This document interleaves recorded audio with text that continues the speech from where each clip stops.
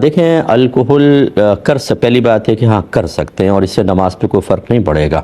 اور اجازت کیوں دے رہے ہیں کہ ویسے تو الکوہل شراب کی ہی ایک قسم ہوتی ہے، اس سے کشید کر کے اس کو تیار کیا جاتا ہے ایک پروسیس کے بعد، لیکن قرآن یا حدیث میں براہ راست الکوہل کو منع نہیں کیا گیا، خمر کو منع کیا گیا.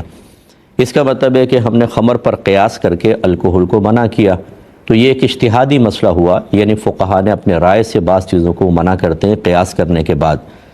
پھر ایک چیز لفظ ہوتا ہے عموم بلوہ، کہ جب کوئی ممنوعہ چیز لوگوں میں عوام و خواص میں بہت ہی زیادہ عام ہو جائے تو جب وہ عادت بن جاتی ہے تو عادت کو چھڑوانے میں شدید قسم کا حرج ہوتا ہے. تو پھر ہم نے فقہا کی عادت مبارکہ دیکھی ہے کہ جب وہ اپنے طور پر ایک رائے سے کسی چیز کو منع کر رہے ہوں اور لوگ بہت ہی زیادہ اس میں انوالو ہو جائیں تو پھر وہ اس بات کو پسند نہیں کرتے کہ ہم اپنے قیاس یا اجتہاد یا ذاتی رائے کی بنا پر ان لاکھوں لوگوں کو گناہ گار قرار دیں اور ان کی عبادات کی بربادی کا حکم جاری کریں. تو اب کیا کریں گے؟ تو وہ اپنی رائے کو واپس لے لیتے ہیں اور اس چیز کے جواز کی اجازت دے دیتے ہیں.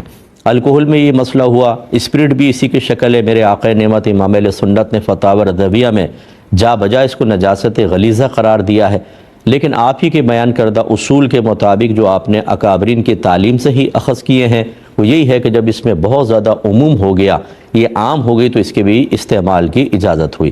اس لیے آپ صوفوں پر دیکھ لیں، مسجد کے دروازوں پر دیکھ لیں، کھڑکیوں کی چوکھٹوں پہ دیکھ لیں، اسپرٹ استعمال ہوتی ہے، پالش کرتے ہیں اس پہ اسپرٹ ملتی ہے. ایسے جب آپ انجیکشن لگاتے ہیں تو پہلے اسپرٹ سے آپ کی کھال کو نرم کیا جاتا ہے تب انجیکشن ہوتا ہے. دیگر چیزیں بھی اس طرح، یہ الکوہل اور اسپرٹ بہت زیادہ عام ہو گئی ہیں، اس لیے حکم جواز ہے. ہاں اگر کوئی تقوی اختیار کرتے ہوئے عطر استعمال کرے، پرفیوم یوز نہ کرے، بہت اچھی بات ہے، لیکن یہ تقوی کو اپنی ذات تک محدود رکھنا ہوگا. وہ ایسا نہیں کر سکتا کہ خود تقوی اختیار کرے اور دوسروں پر اس کو استعمال کرنے کی بنا پر حرام کا حکم لگائے. اعلیٰ حضرت امام علیہ سنت نے منع فرمایا کہ جب فقہا کسی چیز کی اجازت دے دیتے ہیں اور کوئی اس اجازت کو اختیار نہ کرنا چاہے، وہاں پہ اس کو اجازت ہوتی ہے بعض اوقات جیسے یہ قیاسی مسائل میں، تو وہ یہ نہیں کر سکتا کہ اپنے تقوی کی روشنی میں سب کو گناہگار قرار دینا شروع کرے. اپنے تقوی کو اپنی ذات تک محدود رکھے. خلاصہ کلام یہ ہے کہ جو نہ لگانا چاہے بہت اچھی بات ہے، لیکن جو لگا رہے ہیں بالکل گناہگار نہیں ہوں گے، ناپاک نہیں ہوں گے، ان کی نمازیں بھی بالکل درست ہیں. اسی پر قیاس کر لیں آپ، لاؤڈ سپیکر پہ نماز اور یہ ویڈیو وغیرہ آج کل ڈیجیٹل کیمرے سے بنانا، یہ بھی مختلف ہی مسئلے ہیں اور میجورٹی فقہا کی اس کے جواز کا حکم دیتی ہے. عوام و خواص سب اس میں مبتلا ہیں. فرض کر لیں اگر یہ ناجائز بھی ہوتے تو چونکہ براہ راست شریعت نے ان کو منع نہیں کیا، یقیناً فقہا کی رائے سے ہی منع ہوتے، تب بھی عموم بلوہ کی دلیل کی وجہ سے اس کو جائز قرار دینا چاہیے تھا، جبکہ ایسا نہیں ہے. میرے آقا نعمت امام علیہ سنت رضی اللہ تعالیٰ عنہ نے فرمایا کہ مختلف ہی مسئلے میں جس طرف زیادہ فقہا ہوں گے، زیادہ علماء ہوں گے، حق اسی طرف ہوگا. اس بات کو اپنے ذہن میں اچھی طرح رکھ لیں. یہ کہتے ہیں کہ میری کمپنی مجھے باہر جمعہ پڑھنے کے لیے الاؤ نہیں کرتی ہے، تو پھر میں کیا کروں، میرے لیے کیا حکم شرع ہوگا؟ دیکھیں، جمعہ پڑھنا فرض ہے. اگر باہر جمعہ ہوتا ہے، کمپنی کے اندر جمعہ نہیں ہوتا ہے اور آپ اس نوکری کے علاوہ کوئی دوسری نوکری حاصل کر سکتے ہیں یا دوسری نہیں حاصل کر سکتے، لیکن یہ نوکری آپ کے لیے کوئی اتنی امپورٹنٹ نہیں ہے، اس کے علاوہ بھی آپ کے ذرائع آمدنی موجود ہیں یا اس کے بغیر بھی آپ گزارا کر سکتے ہیں، تو بس پھر تو فرض ہے آپ کو، چاہے کمپنی آپ کو رکھے یا نکالے، جمعہ پڑھنا ہوگا، کیونکہ وہ اللہ کی ڈیوٹی ہے. اس کے لیے مخلوق کی ڈیوٹی اس طرح کرنا کہ اللہ تعالیٰ کے فرائض میں کوتاہی ہو شرعاً جائز نہیں ہے. لیکن اگر صورتحال یہ ہو کہ اس جاب کے علاوہ کوئی آپ کے پاس دوسری جاب نہیں ہے اور یہ انتہائی ضروری ہے، اگر آپ نہ کریں تو آپ مثلا گھر کے کفیل ہیں، آپ کا گھر کا گزارا نہیں ہوگا، آپ انتہائی پریشان ہو جائیں گے، ایسی صورت میں بھرپور ریکویسٹ کریں ان سے اور مطلب جو جیسا بن پڑے ان سے درخواست کریں کہ مجھے جانے دیں. صرف فرض پڑھنے کے لیے آپ نکل جائیں، فرض پڑھ کے آ جائیں، اتنی بھی اجازت مل جائے تو کافی ہے. فرض کر لیں لیکن اس کے باوجود نہیں ملتی ہے اور اس کے علاوہ کوئی جاب آپ کے پاس نہیں، یہ چھوڑ دیں، دوسری جاب نہیں ملے گی اور یہ آپ اس کے مطلب آپ گھر کے کفیل بھی ہیں، یہ تمام مجبوری اگر ہیں تو پھر یہ ایک شرعی عذر بن جاتا ہے. ایسی صورت میں آپ ظہر پڑھ لیں، جمعہ نہ پڑھیں فیکٹری کے اندر ہی، اور اللہ تعالیٰ کی بارگاہ میں گڑ گڑا کر توبہ کرتے رہیں کہ اللہ تعالیٰ آپ کے اس قصور کو معاف کرے، اور جیسے ہی آپ کا یہ عذر ختم ہو آپ فوراً سے پیشتر جمعہ باہر جا کر ہی ادا کریں. ایک یہ کہتے ہیں کہ کوئی یہ کہتا ہے کہ طلاق دے کر یہ کہتا ہے کہ یہ تو قسمت میں لکھا تھا، میں مجبور محض تھا اس معاملے میں، صحیح کیا ہے؟ دیکھیں یہ گناہ ہے یہ کہنا کہ جی میں مجبور محض تھا ایسے مسائل میں کہ جس میں ہم کوئی فیصلہ کر سکتے ہیں، جس میں ہمارے ارادے کا عمل دخل ہو۔ مثال کے طور پر یہی کفر، اسلام، نیکی، بدی، صحیح، غلط، طلاق کا واقع کرنا نہ کرنا، اس میں اگرچہ ارادہ الہی کار فرما ہوتا ہے لیکن ہمیں بھی یک گونا یعنی ایک جہت سے ہمیں بھی کچھ نہ کچھ اختیار ہوتا ہے۔ ہم مجبور محض نہیں بنائے گئے ہیں۔ اگر ایسا ہوتا تو پھر مکلف بنانے کا مطلب ہی کیا تھا؟ پھر تو سب کچھ جب اللہ کی مرضی سے ہے، مجبور محض ہے، تو حساب کتاب کس چیز کا رہا؟ جنت دوزخ میں کیوں ڈالا جائے گا؟ یہ تو یقینی سی بات ہے کہ انسان اپنے قدرت و اختیار سے کوئی چیز کرتا ہے، صحیح اختیار کرتا ہے اس کا انعام ملے گا، اور غلط اختیار کرتا ہے تو اس کی سزا ملے گی۔ ورنہ تو ہر کافر کہہ سکتا ہے کہ میں نے کفر اختیار کیا، میرا کیا قصور، میں مجبور محض تھا، اللہ نے مجھے کافر رکھا۔ پھر ایک مسلمان کا کیا کمال کہ وہ یہ کہے کہ جی میں بعمل مسلمان ہوں، متقی پرہیزگار ہوں، میں نے جنتیوں والے عمل کیے، اس کا تو کوئی کمال نہیں، وہ تو اللہ کا کمال ہے۔ حالانکہ قرآن عظیم میں اللہ تعالیٰ نے کفار کی جا بجا مذمت فرمائی ہے اور نیک پرہیزگار متقی مسلمانوں کی حوصلہ افزائی فرمائی ہے، ان کی مدح فرمائی ہے، ان کے لیے انعامات کا تذکرہ فرمایا ہے۔ لہٰذا یہ بالکل غلط ہے۔ صرف اتنا پوائنٹ ہے یاد رکھیں جو میں نے ضمن نبی عرض کیا کہ جتنے بھی اس طرح کے مسائل ہیں، کفر، اسلام، نیکی، بدی، ہدایت، گمراہی، صحیح، غلط، اور اسی طرح آپ کا فیصلہ کرنا کہ طلاق دوں یا نہ دوں، یہ چیزیں جو ہیں سب یہ اس میں ہمیں اختیار ہوتا ہے، اسی وجہ سے غلط اختیار کرنے کی بنا پر ہمیں سزا ملتی ہے اور صحیح چیز اختیار کرنے پر اللہ کا انعام ملتا ہے۔ اس کے علاوہ باقی چیزوں میں ہم مجبور محض ہیں۔ صحیح بات یہ ہے، یعنی پیدا کب ہوں گے، لڑکا ہوگا، لڑکی ہوگی، کس سے شادی ہوگی، اگرچہ اس میں ہم بھی چوائس کرتے ہیں لیکن اللہ نے مقرر کیے ہوئے ہیں، اس میں ہمیں عمل کا حکم ہے لیکن نتیجہ وہی نکلے گا جو اللہ تعالیٰ نے ہمارے لیے لکھ دیا ہے۔ ایک اور انشاءاللہ، ایک بھائی نے کویسچن کیا کہ کسی شوہر نے اپنی زوجہ کو جھگڑا ہو رہا تھا، غصہ آیا، اس نے کہا میں تمہیں طلاق دیتا ہوں، طلاق طلاق۔ جب اس سے پھر وہ بات ختم ہوئی تو پھر جب کسی نے پوچھا کہ بھئی تم نے کیا کیا، تو اس نے جواب دیا کہ میں اپنی زوجہ کو 3 طلاقیں دے چکا ہوں۔ اب انہوں نے کسی مفتی صاحب سے معلوم کیا کہ جی میں بہت شدید غصے میں تھا، میں تو ہوش میں نہیں تھا، میں نے جب اس طرح کہا تو کیا طلاق واقع ہو گئی؟ تو انہوں نے کہا کہ نہیں، طلاق واقع نہیں ہوئی ہے، کیا حکم شرع ہوگا؟ دیکھیں طلاق غصے میں ہی دی جاتی ہے، پیار محبت میں کوئی بھی طلاق نہیں دیتا، لہٰذا پہلی بات تو یہ کہ غصے کی طلاق واقع ہوتی ہے۔ ہاں یہ ضرور ہے کہ اگر کسی شخص کی عادت معروف ہو کہ جب اسے غصہ آتا ہے، اتنا خطرناک غصہ آتا ہے کہ وہ عالم ہوش سے بیگانہ ہو جاتا ہے، اپنا سر پھاڑ دیتا ہے، چیزیں اٹھا کے پھینکتا ہے، اور جب عالم ہوش میں آتا ہے تو اسے کچھ بھی یاد نہیں رہتا کہ میں نے کیا کیا ہے، اگر ایسی صورتحال ہو، اور عادت معروف کا مطلب کہ مشہور ہے کہ اس کو ایسا ہی غصہ آتا ہے، تو پھر اس حالت میں جو اگر وہ طلاق دیتا تو طلاق واقع نہ ہوتی۔ لیکن اگر ایسا سخت غصہ نہیں آتا، کبھی کبھار ایسا ہوتا ہے کہ آؤٹ آف کنٹرول انسان ہو گیا، ایسی کیفیت طاری ہوئی، اور پھر اس کیفیت کے بعد میں اس کو یاد بھی ہے کہ میں نے کیا کیا تھا، کیا نہیں کیا تھا، تو بہرحال یہ غصہ طلاق کے وقوع کی راہ میں رکاوٹ نہیں بنے گا۔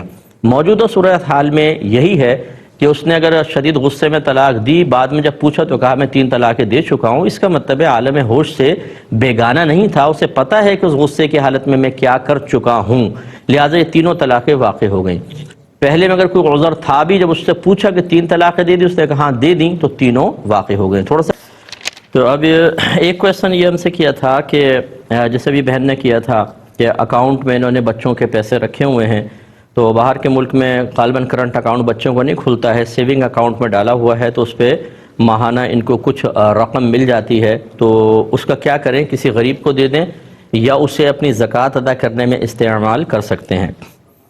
دیکھیں باہر کے ملک میں اس طرح کے معاملات کے سلسلے میں علماء کی آراء مختلف ہیں۔ بعض علماء وہاں چونکہ وہ دارالحرب اس کو مانتے ہیں، وہاں کے کافر حربی ہیں، تو اس لیے وہ وہاں پر سیونگ اکاؤنٹ پر حاصل شدہ جو پروفٹ ہوتا ہے، جس کو عام طور پہ سود کہا جاتا ہے، لیکن وہ کہتے ہیں کہ ان کفار سے لینا بالکل جائز ہے۔ اسی طرح مورگیج پہ آپ اگر مکان وغیرہ لیتے ہیں بینک سے قرضہ لے کر، تو اس کو بینک کو سود دینا لینا، اس کو بھی وہ جائز قرار دیتے ہیں۔ تو اگر ایسے کسی عالم دین سے آپ فتویٰ لے لیں، کسی مفتی صاحب سے، تو آپ کے لیے ٹھیک ہوگا، اور دوسرے جو رائے ہے علماء کی وہ اس کو منع کرتے ہیں، مطلب وہ کہتے ہیں کہ وہ حقیقتاً دارالکفر ہے اور حکماً دارالاسلام ہے تو وہاں پہ حکم کچھ بدلے گا، جس میں ہم لوگ بھی اسی طرح حکم دیتے ہیں کہ احتیاط ہی کی جائے۔ تو پہلی بات تو یہ کہ آپ اپنے لیے علماء متعین کر لیں کہ کس کے مسئلوں پر آپ کو چلنا ہے۔ ایک طرح کے علماء کو آپ قبول کریں گے اور ان کی رائے پر آپ چلیں، یہ نہیں کہ ایک کی رائے آسان لگی تو اس کے لے لی، اس کی رائے آسان لگی تو اس طرف چلے گئے۔ ہمارا مشورہ یہ ہوگا اگر آپ حنفی بھی ہیں تو اور سامنے مفتیان کرام بھی حنفی ہیں تو کسی ایک حنفی مفتی کو فالو کریں، تاکہ جو شرعی احکام میں اللہ تبارک و تعالی نے ایک آزمائش کا پہلو رکھا ہے، یہ بعض اوقات چیز ہمارے مرضی کے مطابق نہیں ہوتی لیکن ہم اللہ کی رضا کے لیے اس تکلیف کو برداشت کرتے ہیں، یہ حکمت باطل نہ ہو۔ تو اگر فرض کر لیں کہ آپ ان علماء کو فالو کر رہی ہیں، انہی کو کرتی ہیں جو اس کو جائز کہتے ہیں، تو پھر تو بالکل ٹھیک ہے، وہ آپ کے لیے بالکل طیب حلال ہے، غریب کو دیں چاہے اس کو اس سے زکوٰۃ ادا کریں، آپ کے لیے بالکل صحیح۔ اور اگر آپ دوسری قسم کے علماء کو فالو کرتی ہیں تو اس صورت میں یہ آپ کا لینا صحیح نہیں ہوگا۔ اب یہ بامر مجبوری کہ اگر آپ کا بن رہا ہے اور بچوں کے لیے اور کوئی اکاؤنٹ کا سسٹم نہیں ہے تو آپ لے لیں اور بغیر ثواب کی نیت کے غریب کو صدقہ کر دیں، لیکن اس کو آپ زکوٰۃ کے لیے استعمال نہیں کر سکتی ہیں، اس میں احتیاط کیجیے گا۔ یہ کہتی ہیں کہ اگر ہم اسی پیسے سے جو بچوں کا رکھا ہوا ہے، بچوں کے نام پر مکان لے لیں، بچے بھی چھوٹے ہیں تاکہ بعد میں بیچ کر وہ سب کر سکیں، تو کیا یہ ٹھیک ہوگا؟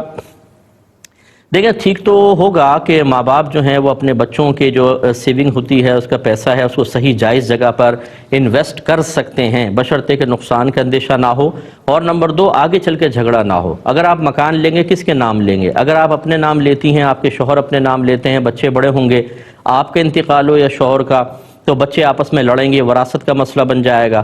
کس بچے کا کتنا پیسہ وہاں پڑا ہوا ہے، ہونا تو چاہیے کہ وہ مکان جتنا جس کا پیسہ لگے اتنا حصہ ان کے حصے میں آئے، اور یہ مال وراثت بنے گا ہی نہیں، کیونکہ یہ نہ آپ کا ہے نہ آپ کے شوہر کا، لیکن آپ کے نام پر ہونے کی وجہ سے آگے چل کے پرابلم کریٹ ہو سکتی ہے۔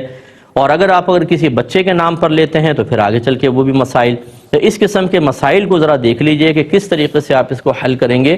اگر اس کا کوئی واضح اور اچھا حل آپ کے پاس موجود ہو تو پھر بہرحال بچوں کا پیسہ انویسٹ کرنا کہ آگے چل کر ان کو اس کا فائدہ حاصل ہو، کوئی حرج نہیں۔ اس کا ایک بہترین طریقہ یہ ہو سکتا ہے، مشورہ ہم آپ کو دیتے ہیں کہ آپ سب چیزیں مطلب پیسہ انویسٹ کریں، مکان لے لیں، اگر وہ چاہے اپنے نام لیں، اپنے شوہر کے نام لیں، لیکن پورا ایک کسی اچھے مفتی صاحب سے فتویٰ لے کر رکھ دیں۔ بچے جب تھوڑے سے ذی شعور انہیں بتا دیں کہ اس مکان کے سلسلے میں فتویٰ یہ ہے کہ یہ مکان ہمارا نہیں ہے، یہ تمہارا ہے، اس میں ہماری وراثت جاری نہیں ہوگی، کیونکہ ڈاکومنٹیشن کی ریکوائرمنٹ پوری کرنے کے لیے ہم نے اپنا نام ڈالا تھا، ورنہ حقیقتاً یہ تمہارے پیسوں کا ہے۔ اور ہر بچے کا حساب کتاب رکھیں، اگر کسی کے مثال کے طور پر اگر تو برابر ہے، مثلا 4 بچے ہیں اور 25% ہے تو سب کو اتنا ملے گا، لیکن فرض کر لیں ایک بچے کا 50% ہے اور 2 بچوں کے 25% ہے، تو اس مکان کے اندر بھی ایسا ہوگا کہ آدھا حصہ ایک بچے کا اور بقیہ آدھا ان 2 بچوں کو ملیں گے، کم زیادہ نہیں ہو سکتا، جس کا جتنا پیسہ ہے اس کو اتنا ہی ملے گا۔ یہ تمام کا فتویٰ لے کر رکھ دیں تاکہ بچے بڑے ہوگے اس فتوے کے مطابق اس مکان کو آپس میں تقسیم کر سکیں۔ اور پھر اعادہ کر دیتا ہوں، دہرا دیتا ہوں بات کو کہ چاہے آپ اپنے نام سے اس کو رکھیں لیکن وہ مال وراثت نہیں، وہ آپ کی ملکیت میں نہیں آئے گا، یہ بچوں کا ہی ہے، بچوں کے پاس ہی جائے گا۔ ایک یہ انہوں نے پوچھا کہ ان نابالغ بچوں کے مال پر زکوٰۃ بنے گی کہ نہیں بنے گی؟ دیکھیں بچے، نابالغ بچے چاہے کروڑوں پتی ہی کیوں نہ ہوں، ان کے مال پر زکوٰۃ نہیں ہوگی، کیونکہ زکوٰۃ فرض ہے، اور کسی بھی چیز کا کسی پر فرض یا واجب ہونا یہ بلوغت کے بعد ہی ہوتا ہے۔ جب تک بچہ نابالغ ہوگا اس پہ کوئی چیز فرض یا واجب نہیں ہے، لہٰذا یہ مال بچوں کا جب تک وہ نابالغ ہیں چاہے کروڑوں روپے ہوں کوئی اس پہ زکوٰۃ نہیں ہوگی۔ ہاں جب وہ بالغ ہو جائیں گے اور پھر اس مال پر 1 سال گزرے گا، اس کے بعد 1 سال پورا گزرے گا، پھر جو مال ہوگا اس کے اوپر زکوٰۃ نکلے گی، لیکن نابالغی کے ایام میں کوئی زکوٰۃ نہیں ہوگی۔ اور اچھی طرح یاد رکھیے کہ اسلام کی روح سے بچی جو ہے یہ 9 سے 15 سال کے درمیان بالغ ہوتی ہے، یعنی 9ویں سال میں فرض کر لیں کہ اس کو حیض آ گیا یا احتلام ہو جاتا ہے، یا بچی کی شادی کر دی اور وہ پیگننٹ ہو جاتی ہے مثال کے طور پہ، تو بالغہ ہوگی۔ 9 سال سے 15 سال کے درمیان جب یہ ہو جائے تو بالغہ، لیکن اگر ایسا کچھ بھی نہ ہو تو 15 سال کے بعد بلوغت کا حکم لگے گا۔ اور لڑکے میں بلوغت کی عمر 12 سے 15 سال کے درمیان ہے، اسے احتلام ہو جائے یا پھر وہ اس کی مثلا شادی کر دی اور اس کی زوجہ پیگننٹ ہو جائے تو یہ علامت ہے اس کی بلوغت کی. لیکن اگر 12 سے 15 سال کے درمیان ایسا کچھ بھی ظاہر نہ ہو تو 15 سال کے بعد لڑکا بھی بالغ ہوگا. گویا کہ دونوں کی بلوغت کی انتہائی عمر 15 سال ہے، لیکن ابتدائی عمر مختلف ہے، لڑکی کی 9 سے 15 اور لڑکے کی 12 سے 15. یہ اس لیے میں نے وضاحت کر دی، ہو سکتا ہے کہ آپ یہ سمجھیں کہ بچہ 18 ایئرز میں ایڈلٹ ہوتا ہے.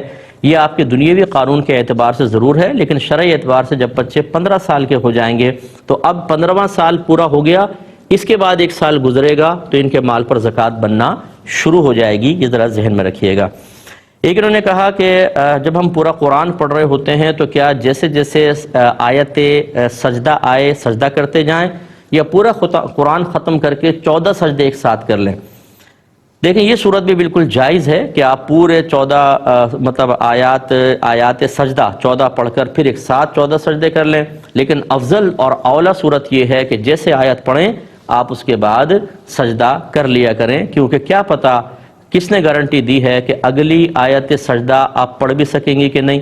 ہو سکتا ہے پہلے موت آ جائے، اس لیے جو چیز آپ پہ واجب ہوتی جا رہی ہے اس کو فوراً سے پیشتر ادا کرتے رہیں، یہ بہت ہی اچھا ہے. ایک انہوں نے کہا کہ اس کی نیت کس طرح کریں گے؟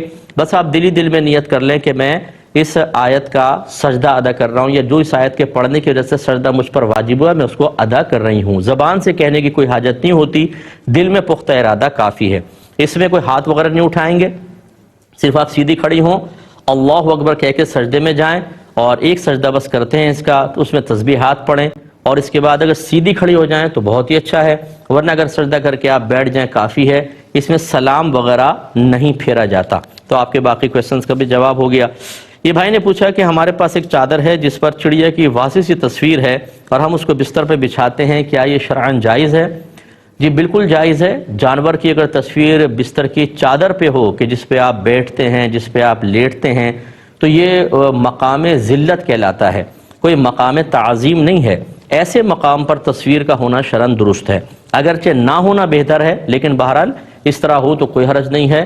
سیدہ عائشہ صدیقہ رضی اللہ تعالی عنہا نے نبی کریم صلی اللہ علیہ وسلم کے بیٹھنے کے لیے ایک گدی تیار کی تھی جس پر تصویر تھی، اور میرے آقا صلی اللہ علیہ وسلم نے اس کو استعمال فرمایا، تو اس لیے اس میں کوئی حرج نہیں ہے. لیکن اب ہوتا یہ ہے کہ چونکہ لوگوں کو مسائل تو معلوم نہیں ہوتے، لوگ آپ کے گھر پر آئیں گے، آپ کی اس بیڈ شیٹ کو دیکھ کر کہیں گے کہ دیکھو جی انہوں نے گناہ کیا ہوا ہے. حالانکہ آپ گناہگار نہیں ہوں گے، وہ کہنے والے گناہگار ہوں گے، کیونکہ غیر گناہ کو گناہ کہنا گناہ ہوتا ہے. اسی طرح گناہ کو غیر گناہ کہنا یا یہ کہنا یہ گناہ نہیں ہے، یہ بھی گناہ ہوتا ہے. تو یہ لوگوں کو چونکہ معلوم نہیں ہوتا، اس لیے بہتر ہے کہ آپ سادہ یا کوئی پرنٹڈ اور طرح کی بیڈ شیٹ بچھائیں. لیکن بہرحال اگر آپ اس طرح جانور والی کرتے ہیں، بچھاتے ہیں، آپ کو اگر بدگمان ہوتا ہے تو آپ اس کو وضاحت کر دیتے ہیں تو بہت اچھی بات ہے، جائز ہے. یہ دونوں چیزیں نہ ہوں تو پھر اختیار کرنے میں حرج نہیں. مثلا کانٹے سے کھانا، چمچے سے کھانا، سالگرہ کرنا، یہ ایسی نہ کسی کا مذہبی شعار ہیں، نہ یہ ایسی چیزیں ہیں کہ اگر آپ کوئی سالگرہ کر رہا ہو تو آپ کہیں شاید یہ فلاں مذہب سے تعلق رکھتا ہے، فلاں سے کوئی انتقال ذہن نہیں جاتا. اسی طرح پینٹ شرٹ پہننا، پہلے یہ مسلمانوں میں رائج نہیں تھا، لیکن اب اتنا زیادہ رائج ہو گیا کہ کوئی اگر مسلمان سامنے سے پینٹ شرٹ پہن کر آ رہا ہو تو کیا اس کو دیکھ کر یہ گمان ہوتا ہے کہ یہ کافر آ رہا ہے؟ نہیں ہوتا. یہ مسلمانوں میں بہت زیادہ عام ہو گیا ہے. اس کا مطلب ہے کہ یہ چیزیں جو میں نے ابھی گنوائیں، ٹیبل کرسی پہ کھانا یا چمچے کانٹے سے کھانا یا ٹوتھ برش استعمال کرنا یا سالگرہ وغیرہ کرنا، نہ کسی قوم کا مذہبی شعار ہے، نہ کسی قوم کی ایسی قومی علامت ہے کہ دیکھیں تو اس کافر قوم کی طرف ذہن جائے، تو بالکل جائز ہے. تو ہمارے عید پر گفٹ دینا یہ تو مطلب رائج ہے، عیدی وغیرہ دیتے ہیں، ویسے تحفے تحائف دیتے ہیں، لہٰذا اس میں کوئی ان سے مشابہت نہیں ہے، نہ یہ دینا گناہ ہے. اور جب گناہ نہیں ہے تو بالکل آپ دے سکتے ہیں. اس میں قصد و ارادہ یہ کرنا کہ چلے ہم یوں نیت کر لیں تاکہ بچے اس طرف مائل نہ ہوں، اس کی بھی حاجت نہیں ہے. آپ ٹھیک ہے دیں، اگر یہ بظاہر مشابہت نظر بھی آ رہی ہے لیکن اس میں کوئی گرفت نہیں ہے. اگر میں سیدھے ہاتھ سے کھاتا ہوں اور ایک غیر مسلم بھی سیدھے ہاتھ سے کھاتا ہے تو کیا میں اس وجہ سے الٹے ہاتھ سے کھانا شروع کر دوں کہ یہ مشابہت ان کے ساتھ ہو رہی ہے؟ ایسا نہیں ہوتا ہے. تحفے دینے کا نبی کریم صلی اللہ علیہ وسلم نے حکم دیا، تحادو تحابو، ایک دوسرے کو تحفے دو، تحادو تحابو، ایک دوسرے کو تحفے دو، باہم محبت میں اضافہ ہوگا. لیکن بس وہ نامحرم کو نہیں دینا ہوگا، مطلب وہ کہنے کا جو آپس میں یا بچوں کو تحفے آپ دیں تو یہ تو نبی کریم صلی اللہ علیہ وسلم کے فرمان ذیشان کے مطابق ہے. تو اس میں کسی غیر قوم سے مشابہت کا کیا مطلب؟ اس طرح اگر مشابہت دیکھی جائے، غیر قوم منہ سے کھاتی ہے تو ہم منہ سے نہ کھائیں، اس طرح کی مشابہتوں پر کوئی گرفت نہیں ہوتی ہے. جس نے کہا غلط کہا ہے. یہ کہتے ہیں کہ طلاق بائنہ سے رجوع کی کیا صورت ہے.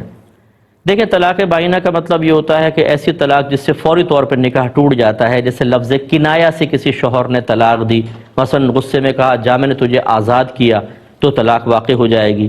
یا غصے میں نہیں، نارمل حالت میں ہے لیکن طلاق کی نیت سے کہہ دیا جا میں نے تجھے آزاد کیا، تو طلاق ہوگی اور نکاح فوراً ٹوٹ جائے گا. اور اس میں پھر رجوع کے لیے نکاح کرنا پڑتا ہے، جدید نکاح، چاہے وہ عدت کے اندر دوبارہ رکھنا چاہتا ہے یا عدت گزرنے کے بعد، بہرحال نکاح کرنا ہوگا.